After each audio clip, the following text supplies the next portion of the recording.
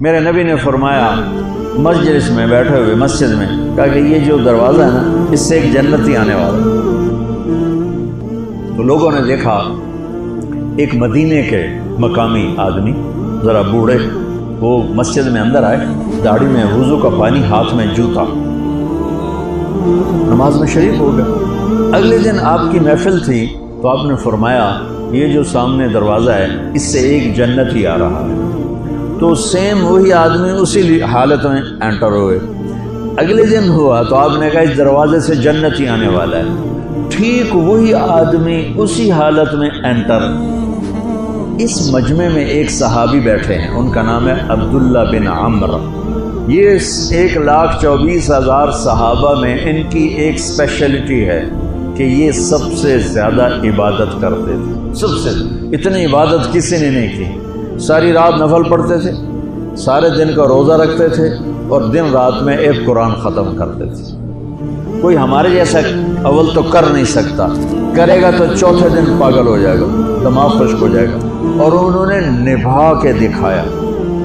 رات پوری تہجد، دن پورا روزہ، اور رات اور دن میں ایک ختم قرآن۔ اب ان کو خیال آیا کہ یہ بابا جی مجھ سے بھی زیادہ عبادت کرتے ہیں، جو ان کو یوں ڈائریکٹ جنت کی بشارت ملی اور مجھے نہیں ملی،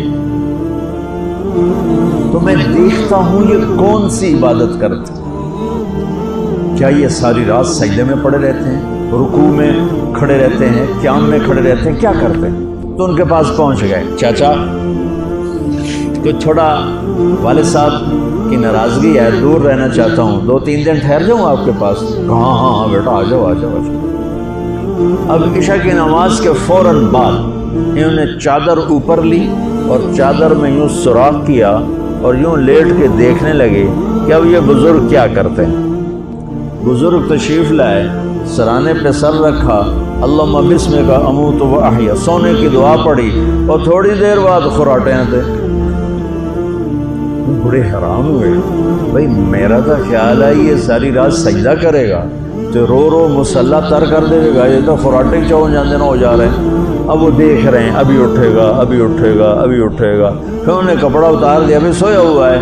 وہ فجر کی اذان پہ اٹھے اور ان کا دماغ چکر کھا گیا، بھئی اے کی بڑی تہجد دے 2 نفل بھی نہیں تو جنت کی بشارت 3 دن کٹھی۔ انہوں نے کہا کل دیکھوں گا، کل شاید کچھ اور کریں۔ اگلے دن آئے، پھر اسی طرح یوں کر کے لیٹ گئے، اور بزرگوں نے بھی یوں کیا، اور بسمک اموت و احیا، اور پورا کمرہ خراٹے نال۔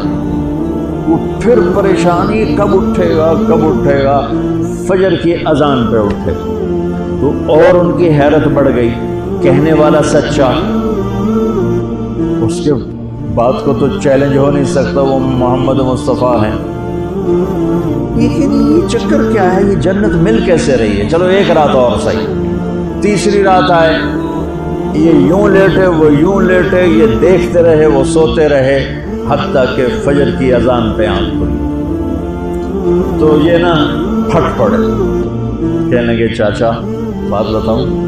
کہنے کیا؟ کہ میری کوئی جھگڑا نہیں تھا ابا سے، میں نے 3 دن مسلسل تیرے بارے میں سنا جنتی آ رہا، 3 دن تجھے اللہ کے نبی نے بشارت دی جنتی ہے جنتی ہے جنتی ہے، لیکن میں اس بات پہ حیران ہوں تو ساری رات سوتا رہتا۔ اس زمانے میں منافق بھی تہجد نہیں چھوڑتے تھے، فرض نماز تو فرض نماز ہے، منافق بھی تہجد نہیں چھوڑتے تھے۔ تو کہنے لگے کیا کرتے ہو؟ ساری رات تو سوتے گزار دیتے، کیا کرتے ہو؟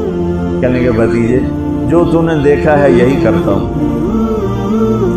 اب یہ پریشان ہے کہ اللہ کے نبی کی بات کو تو چیلنج ہو نہیں سکتا، اور جس کو بشارت دی ہے انہوں تے فٹ نظر نہیں آ رہی کہ کیسے 2 نفل آج کہ نیک لوگ تہجد نہیں چھوڑتے۔ تو کہنے لگے اچھا چلو اللہ نے ایسا ہی، اللہ کی مرضی اللہ کے نبی کی مرضی۔ یہ 4 قدم چلے تو آپ سننا، کہا بھتیجے ادھر آؤ، کہ بیٹا ادھر آؤ، آ گئے۔ کہنے لگے اب تمہیں اصلی بات بتاؤں، اب تمہیں اندر کی بات بتاؤں۔ ان کا کیا ہے کیا ہے؟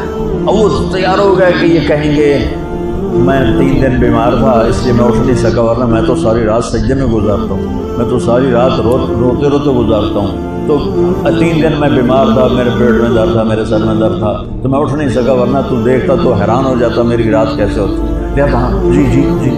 تو کہنے گے مجھے دیکھو یہاں ہاتھ رکھا کہ یہ جو دل ہے نا، دل اس میں دنیا کی کسی انسان کی نفرت نہیں،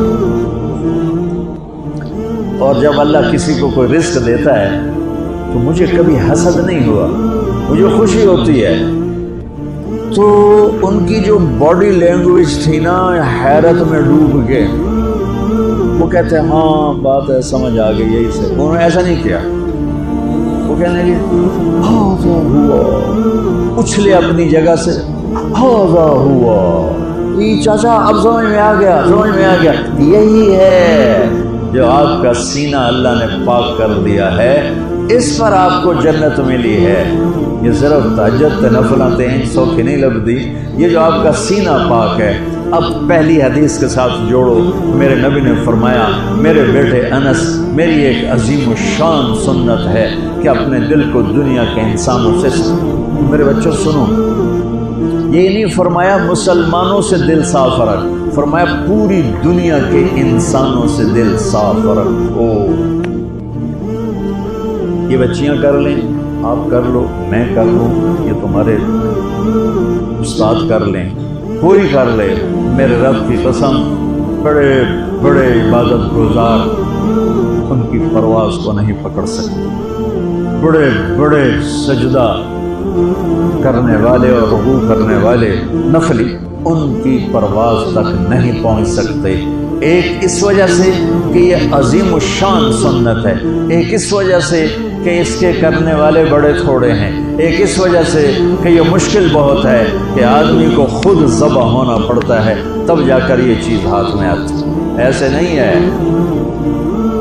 کہ تہجد کے لیے نیند قربان کر دی، ہم جماعت میں گئے 40 دن کے لیے تھوڑا روکا سوکھا کھا لیا اور گھر کی جدائی برداشت کر لی، یہ پل پل کی موت ہے، پل پل کی عزت نفس پہ چھریاں ہیں، اور پھر یہ مسکرا کے چلتا ہے، یہ مقام اسے جبریل سے بھی اوپر لے جاتا ہے۔